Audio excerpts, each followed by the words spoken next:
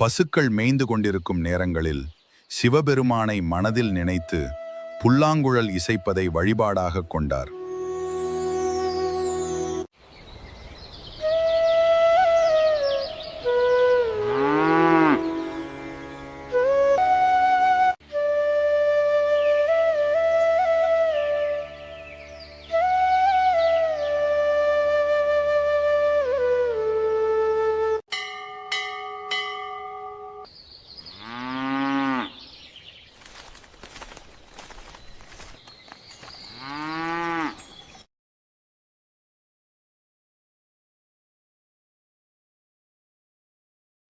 சிரத்தையும் கரத்தையும் கொடுத்தி சூரத்தை மீட்ட சிவபெருமான் வரத்தில்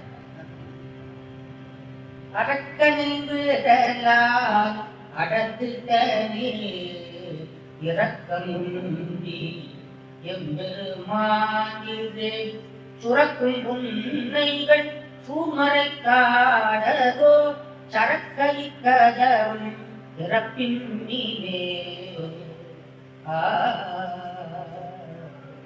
ஆத்தாம் அறக்கன் தனைமார் படைத்து அடத்துக்கு அது செய்த அது கருதாய் திப்பிய கீதம் பாட தேர்வு வாழ்வு கொடுத்தார். அதனால சுவாமி வந்தாரு, எழுந்திருப்பார் அவர் வாசித்தார். சுவாமி வந்தார், ராவணா அப்படின்னாரு, எழுந்து வந்தார். 3 கோடி வருஷம் ஆயுஷ் கொடுத்தார். மந்திர வாழ் இந்திர பறந்து செல்கிற தேர் எல்லாம் சுவாமி கொடுத்தார், வரமே கொடுத்தார்.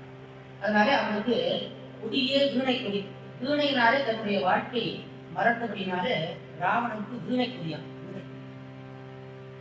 அப்படி சுவாமி இந்த இசைக்கு ரொம்ப மயங்குகிறார்.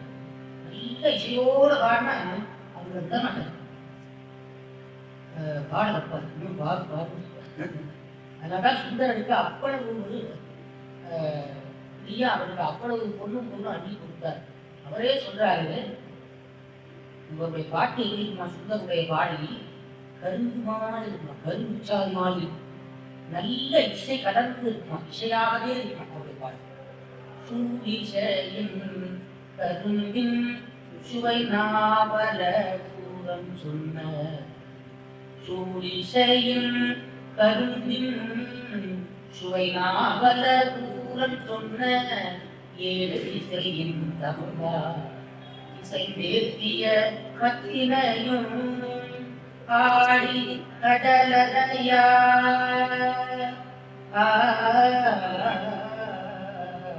அஞ்சலியப்பட்டு அறிவிப்பதே. சுந்தரன் கடைசியில பாவம் 18 வருஷம், 14 வயசுல பாட ஆரம்பிச்சாரு, 18 வயசுல நிறைவு பண்றாரு. அந்த 2 வருஷத்துக்குள்ள 49,000 மணி பார்த்தோம் பாடல். அப்படின்னா பாருங்க, அந்த கடைசி பாட்டுல இவருடைய பாடலை பத்தி சொல்றாரு.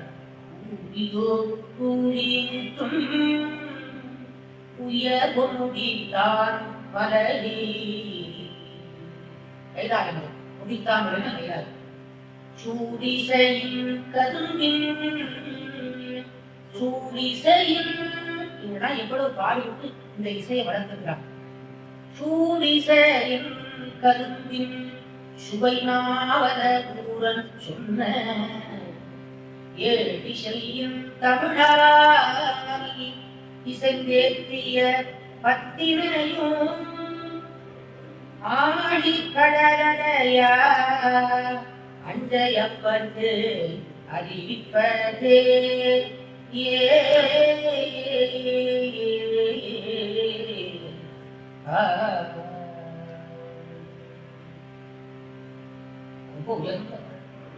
மானபத்திரன் திறந்தோ இசை வாசிப்பான். அப்படி வாசிப்பதில் நாள் கொட்டுகிற மழை, அந்த மழையிலையும் போய் வாசிக்கிறான்.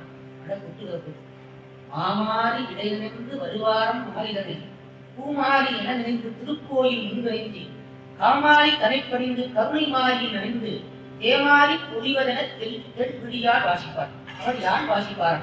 யாரும் நம்முடைய மாணவர்கள். அப்படி யார் வாசிச்சு வருகிற காலத்துல அந்த ஊர்ல ஏமநாதபுரம் ஒருத்தவன் தான் முதல். அவன் என்ன பண்ணினான், மதுரையில வந்து என்ன எதிர்த்து யாரும் பாட இங்க ஆள் இல்லை அப்படின்னா இது ராஜாவுக்கு ரொம்ப அவமானம். சரி பார்க்க வந்து மறுநாள் பானபத்திரன் பாடுவான் என்று பானபத்திரனை அடைச்சான். பானபத்திரன் சொல்லிவிட்டார், வந்து வணங்கினார். இந்த மாதிரி நாளைக்கு இந்த சபையில வந்து பாடும் ஏமநாத சபவனை ஜெயிக்கணும். சரி வந்துட்டார். வந்து சொக்கநாதத்தை வேண்டினார். அப்படி வேண்டி இந்த மாதிரி அடியேன் என்ன கற்றுக்கொண்டேன் எனக்கு என்ன தெரியும், அதனால தேவரையை அனுக்கிரகம் பண்ண வந்து கேட்டுக்கொண்டார். இதையெல்லாம் யாரும் தருவது சுவாமி சொல்றார். அப்படி கேட்டுக்கொண்டார். அப்படி கேட்டுக்கொண்ட பிறகு சரிப்பா என்ன சுவாமி அனுக்கிரகம் பண்ணாரு, என்ன பண்ணாரு, விறகு வெட்டியா விட்டார். அப்படி விறகு வெட்டியா வந்து அந்த 4 குருவையும் விறகு விட்டார். குரு விறகு கூட விற்கிறது எதை ஏகப்பட்டவரை சொன்ன யார் வாங்குவார்?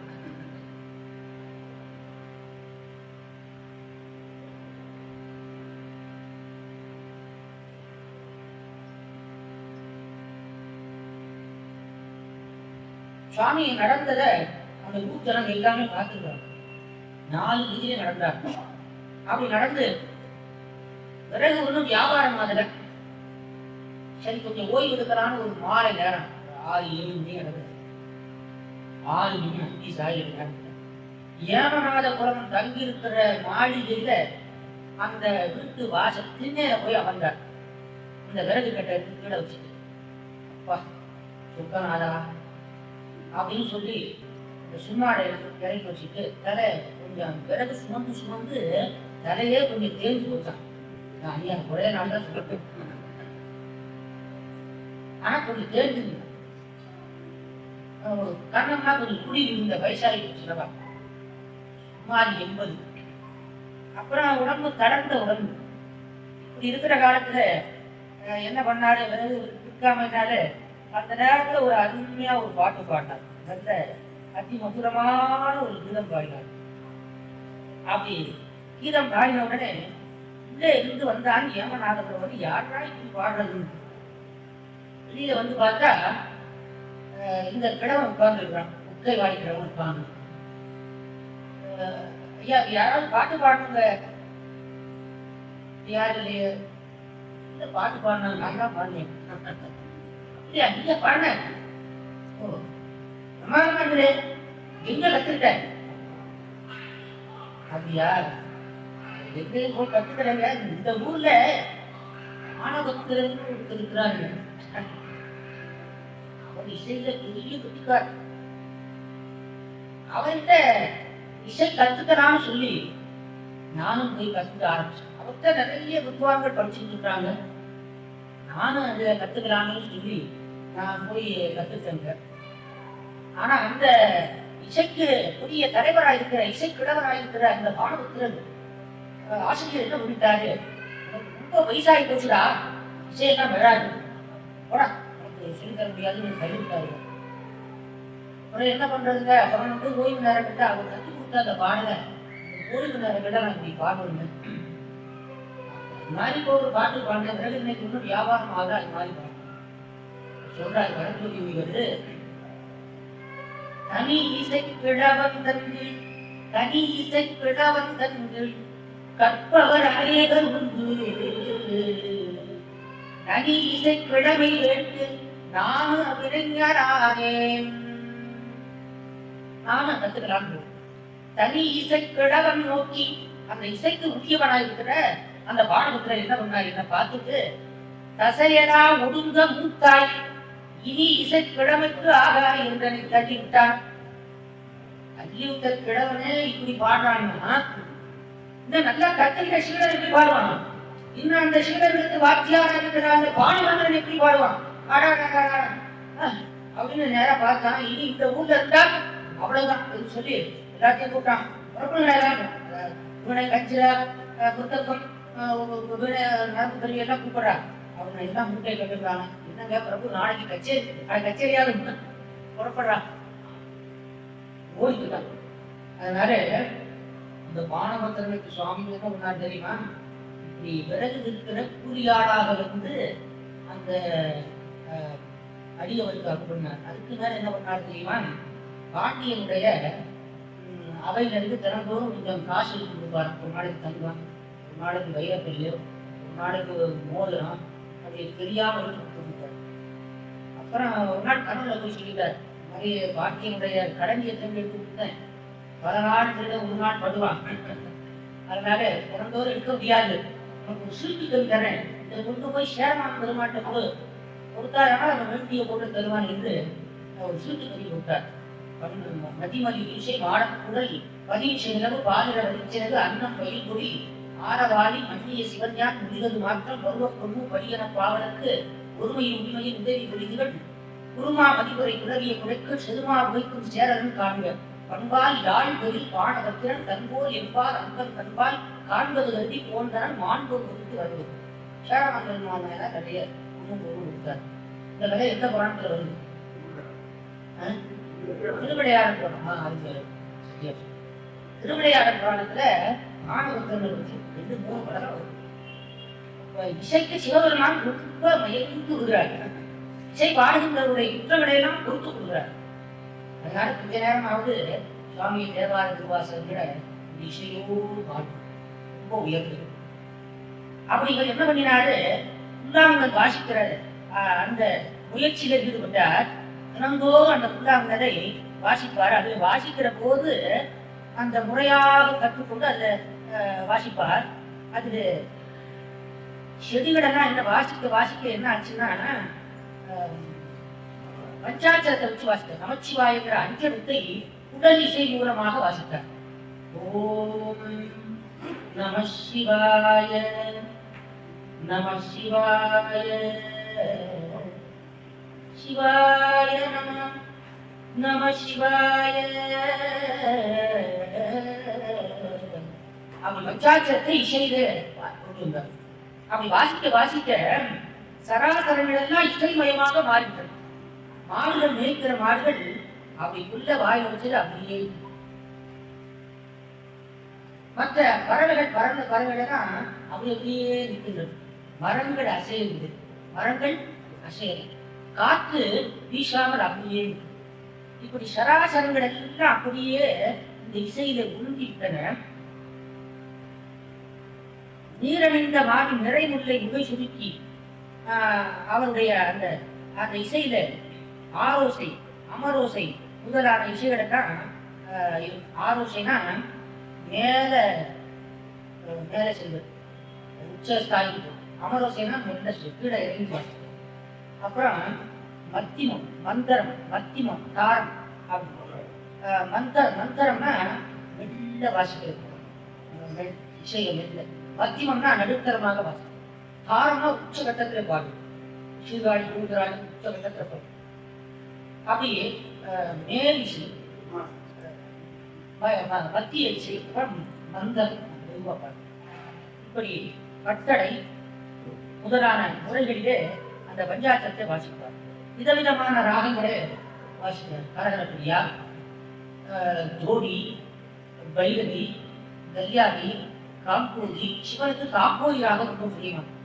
நான் பாருனேன், காம்பூர் சுந்தரன் நிறைய காம்போதி, காம்போதி ராகம். மோகனம் ரொம்ப விசேஷம். இப்படியான ராகங்களிலே அந்த பஞ்சாட்சரத்தை வாசித்தார். அப்படி வாசிக்கிற போது எண்ணிய நூல் பெருவண்ணம் இடைவண்ணம் அந்த இசை இலக்கணம் மாறாமல் வாசித்தார். இசை இலக்கணங்கள் தமிழ்ல இருக்கு. தமிழ் மொழி தான் இசைக்கு இலக்கணம் சொல்றது. இசைக்கு இலக்கணம் இல்லை, நாட்டியத்துக்கு இலக்கணம். இயல் இசை நாடகம் மூன்றுக்கும் தமிழ் இலக்கணம் உத்தம்.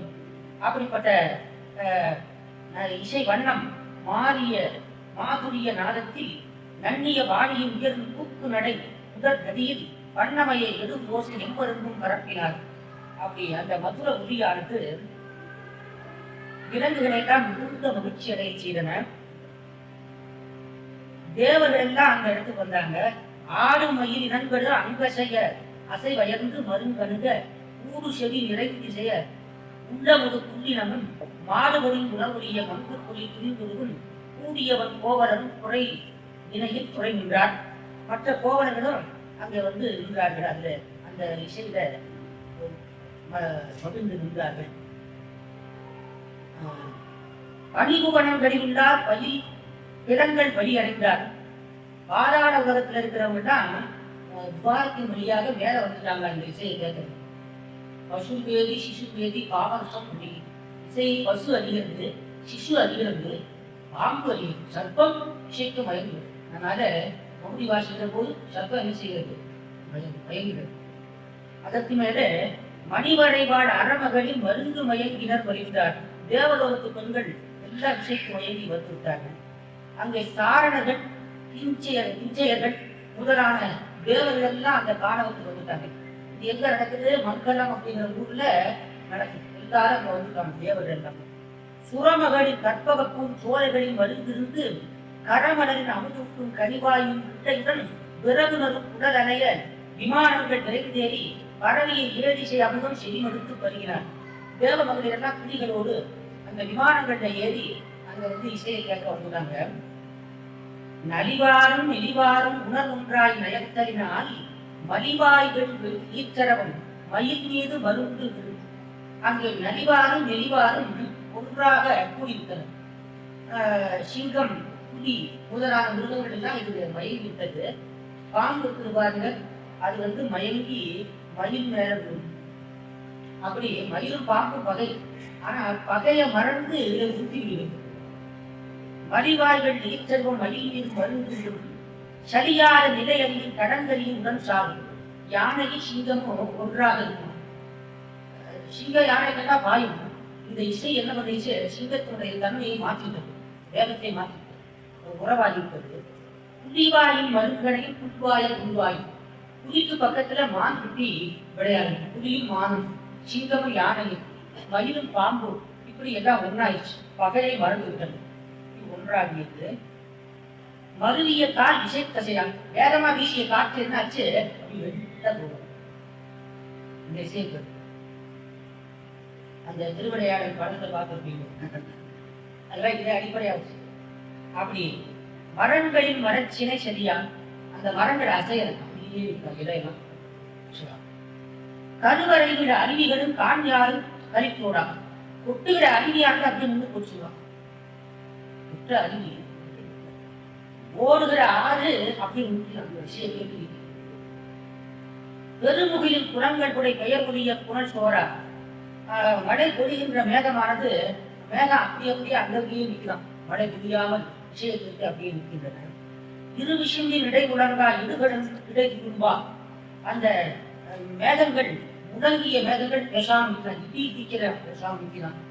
அதுக்கு மேல 7 கடனம் அதை கொடுக்கும் அல்லவா, ஆரவாரம் இருக்கும் அல்லவா, அதெல்லாம் ஆரவாரம் அடங்கி போச்சு.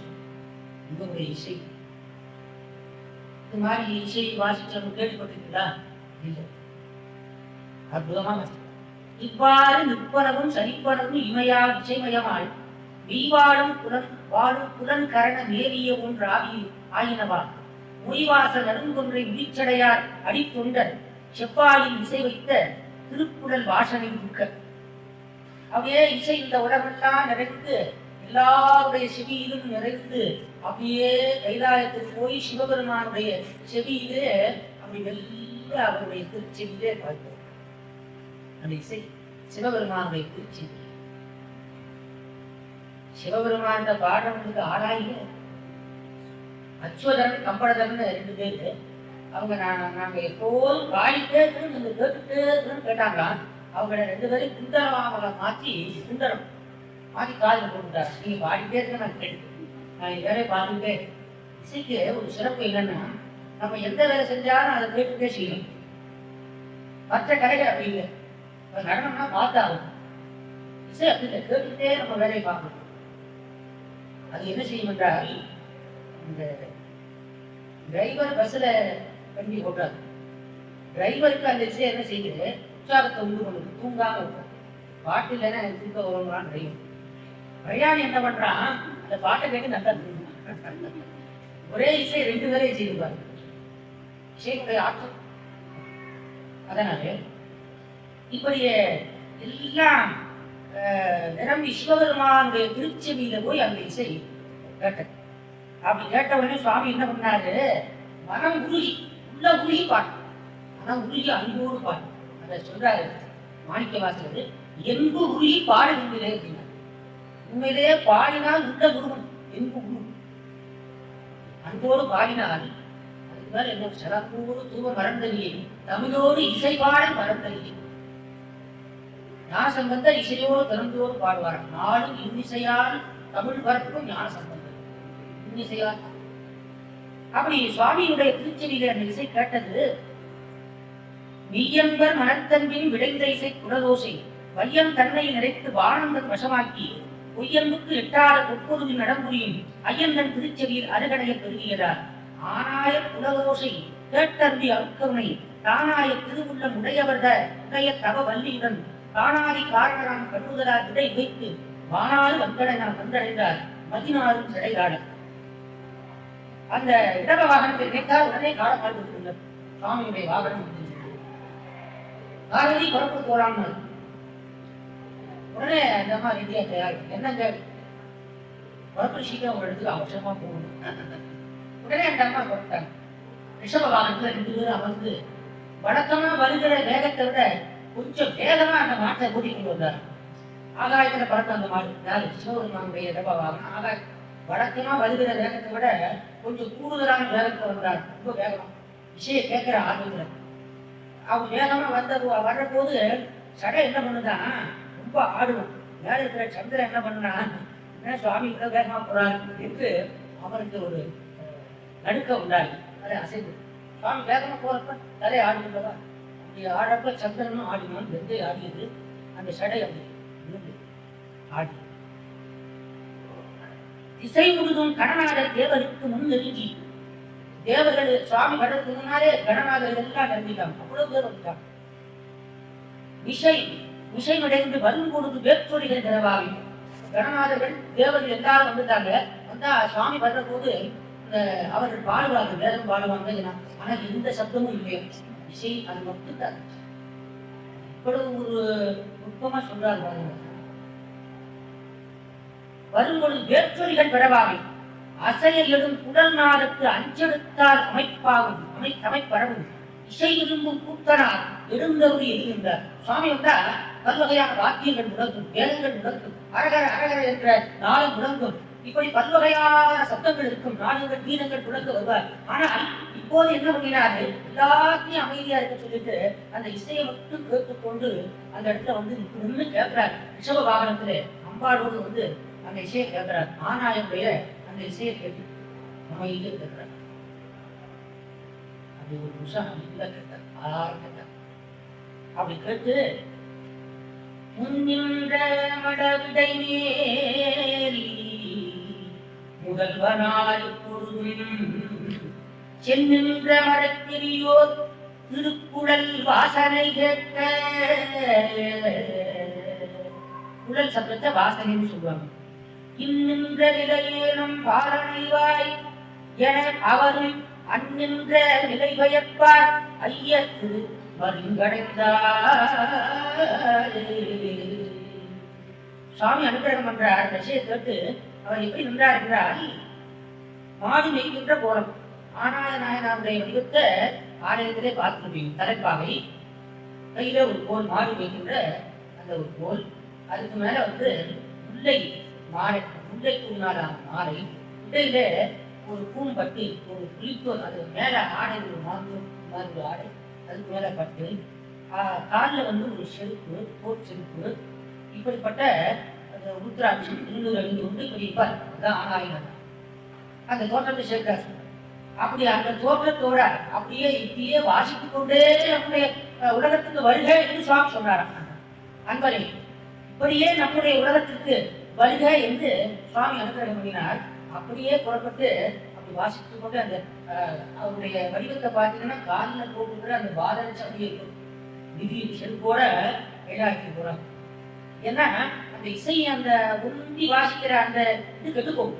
அதனால அதெல்லாம் மாற்றாம அப்படியே அழைச்சு பாருங்க எவ்வளவு அப்படி வாசித்துக் கொண்டே கைலாயத்துக்கு போற நாராயணன். அவரை அப்படி அழைத்து கொண்டு போனது இது. இந்த இசையும் அஞ்செடுத்து என்ன செய்யும், நேர சிவபெருமாட்டை கொண்டு போகும். மற்ற மந்திரங்கள் என்ன பண்ணணும், சுத்தி கொண்டு போகும். பஞ்சாட்சம் என்ன பண்ணணும், நேர சிவபெருமாட்டை கொண்டு போகும். அதை ஞான சம்பந்தர் 700 விதமா சொன்னார். இந்த நரகத்திலே போகணும்னு முயற்சி பண்ணா கூட பஞ்சாட்சரம் என்ன செய்யுமா, அவனை போகாது இங்க வாடி ஈஸ்வரன். நரகம் ஏழுவன் ஆடினர் ஆயின் உரைசை வாயினர் ஆயின் உருத்திரர் விரவியே புகுத்திடும் என்பார் வரதன் நாம நமச்சிவாயர். அந்த அஞ்சலுக்கு என்ன செய்யும், நேர சிவபெருமான வரவழைக்கும். சுவாமி வரவழைச்சிருச்சா, எங்க மாடு வைக்கிற இடத்துல வந்துட்டார். அவர் மாத்திரமா வந்தார், கைலாயமே வந்துச்சு. அப்படி வந்து இசையை கேட்டு இவரை நம்முடைய கைலாயத்திற்கு அழைத்து சொன்னார். பஞ்சாட்சரம் சுவாமியை அழைத்து, பஞ்சாட்சரம் நம்ம சிவனிடத்துல கொண்டு போய் இரு. அதனால அஞ்சலுக்கு மந்திரம் மிக முக்கியமான. இந்த இசையில மிக ஜீவனாதியாக இருக்கிறது பஞ்சாட்சரம். நல்ல இசைய நல்ல பாடலோடு நல்ல இடத்திலே பயன்படுத்தினா அது நல்ல வகை, நல்ல இசை. நல்ல தமிழிலே தேவார திருவாசல்களை பாடி சுவாமி இடத்திலே பாடிட்டோம்னா உயர்ந்த வகை. இப்ப இசையெல்லாம் என்ன பண்றாங்க, நல்ல இசையெல்லாம் ஆகாத பொருளுக்கு பயன்படுத்துறாங்க, ஆகாத கருத்துக்களுக்கு, ஆகாத செய்திகளுக்கு இந்த இசையை பிரயோகப்படுத்துறாங்க. அதனால திருமுறை இசையெல்லாம் அப்படியே இருக்கு, மாறாமல் இருக்கு அந்த பண்புரை. அதனால முடிஞ்சவரை இசையை கற்றுக்கணும் தேவார திருவாசல்ல, இல்லைன்னா கேட்கலாம், தாராளமாக கேட்கணும். அப்பதான் கேட்க முடியாது. வீணையை கேட்கணும்னா ஒரு 30 வருஷத்துக்கு முன்னாடி வீணை வித்துவாங்க வர சொல்லி பாடினாதான் முடியும் கேட்க. இப்ப வீணைனா 2 நிமிஷத்துக்கு கேட்கலாம். உடனே சுவாமி ஏற்பாடு பண்ணி கொடுத்துருக்காரு. அதனால அந்த இசை மூலமாக சுவாமியை எளிதிலே அடையலாம். சிரமம் சோதனை கிடையாது. சுவாமி வந்தால் நேரம் சோதனையே இல்லை. அதனால பாடுகின்றது, இசையோடு பாடுவது, பஞ்சாட்சரத்தை அன்புள்ள உயிர் ஓதுவது, பஞ்சாட்சரத்தை அன்போடு ஓதுவது, இதெல்லாம் உயர்ந்த சுவாமி அடைவதற்கு எளிமையான ஒரு வழி. அப்படி அப்படி செல்லுகிறார் சுவாமி, முன்னே செல்லுகிறார். இவர் இசை வாசித்துக் கொண்டு கூடவே போகிறார். அப்போது தேவர்கள் எல்லாம் நிறைய மலர் மாறி பூமழை பொழிந்தார்கள்.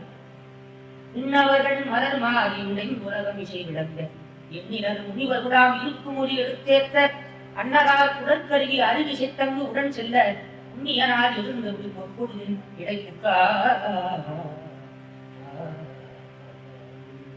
இப்படி அந்த இசையானது சிவபெருமானுக்கு பக்கத்திலே கொண்டு போய் நிறுத்தி அருங்கற்றவர் ஆனாயனார். இதில் 3 விதமான புண்ணியங்கள்: பசுமேய்த்தல், சுவாமி உடல் வாசித்தல், பஞ்சாட்சரம். 3 விதமான புண்ணியங்கள் இந்த வரலாற்றை சொல்லப்படும். அப்படி அருங்கற்றார் ஆனாயனார் திருமங்கலம் என்ற இடைய தரிசனம் என்ன இடம், இடைய தரிசனம். அதுக்கு மேல இந்த சருக்கம் நிறைவுறுகிறது. இப்ப சுந்தரமூர்த்தி சுவாமிகள் ஒரு தோத்திரம், சுந்தரமூர்த்தி சுவாமிகள் ஒரு தோத்திரம் என்றா சேர்க்கிறார். ஒவ்வொரு சருக்கம் முடியுது. அதுல இந்த தோத்திரம் என்னன்னா, சுவாமி தூது போனார், பரமநாச்சியார் தூது போனார். அப்படி தூது போனப்ப வீட்டுல தூது போனார் ராத்திரி நேரம். அப்ப டார்ச் லைட் கிடையாது, இந்த தெரு விளக்கும் கிடையாது. அப்ப என்ன பண்ணார், காதுல குடை போட்டுப்பார் சிவபெருமான், காதுல குடை. அப்படி நடந்து போறப்ப இந்த குடை வெளிச்சம் பாருங்க, அந்த வெளிச்சத்திலேயே நடந்துருக்காங்க. சேகரார் பார்த்து ஒரிஜினல்ல வயலாங்க போட்டுருக்காரு அவரு, வெளிச்சம் அதிகமா இருக்கு அப்படின்னு. திருதுகள் வினைக்கு வாரும் செஞ்சடை தம்மை காதுகள் குடைகள் வீசும் கதுநில காட்சிப்பர். காதுகள் குடைகள் வீசும் கதிர் நிலவு, நிலவு மாதிரி குடி வீசலாம். காதுல போட்டுள்ள குடை எங்க வாங்கி போட்டாங்க, மாணிக்கம். மாணிக்கத்துக்கு இங்க ஒளி வீசக்கூடிய தன்மை அதிகம், அது மாதிரி போட்டாரு. காதுகள் குடைகள் வீசும் கதிர் நிலவு இருள் காட்சிப்பர். மாதுகள் புலவி தீர்க்க மனையிடை இருகால் செல்ல. தூது கொள்பவராம் நம்மை தொழுந்து கொண்டு உரிமை கொள்வாரே. அப்படி இரவிலே சுவாமி தூது செல்லும்படியாக நடத்திய அந்த சுந்தரமூர்த்தி சுவாமிகள் நம்மை வணங்க வைப்பாராக, நம்மையும் அடிமை கொள்வாராக என்று அவருக்கு தோத்திரம் பண்ணுகிறார்.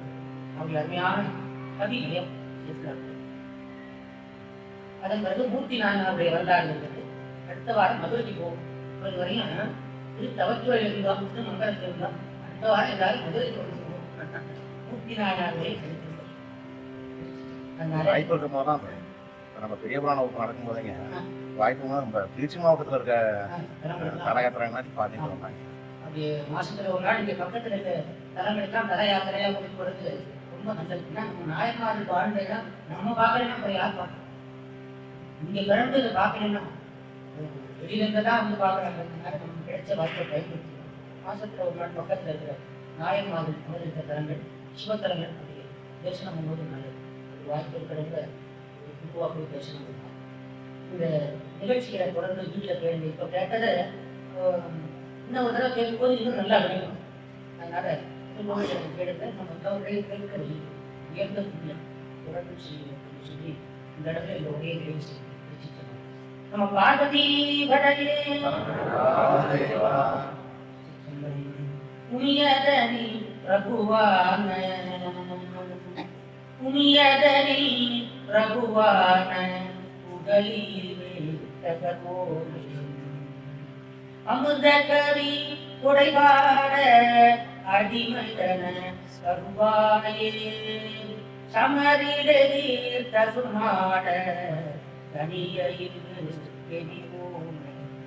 நம சிவய குருடோனே ரசிதகிரி பெருமாளே நம சிவய குருடோனே ரசிதகிரி பெருமாளே நம சிவய குருடோனே ரசிதகிரி பெருமாளே பான்முகில் படாதீர மலிவடம் சுரக்க மன்னன் ஓம்முறை அரசு செய்க குறையிலாது நீங்கள் வாழ்ந்த நான்மறை அரண்கள் போன்ற நற்றவம் வேண்டி வந்த என்னையோடு செய்வதீதி விளங்குக உலகம் சித்தம்பரம் பார்வதி படை.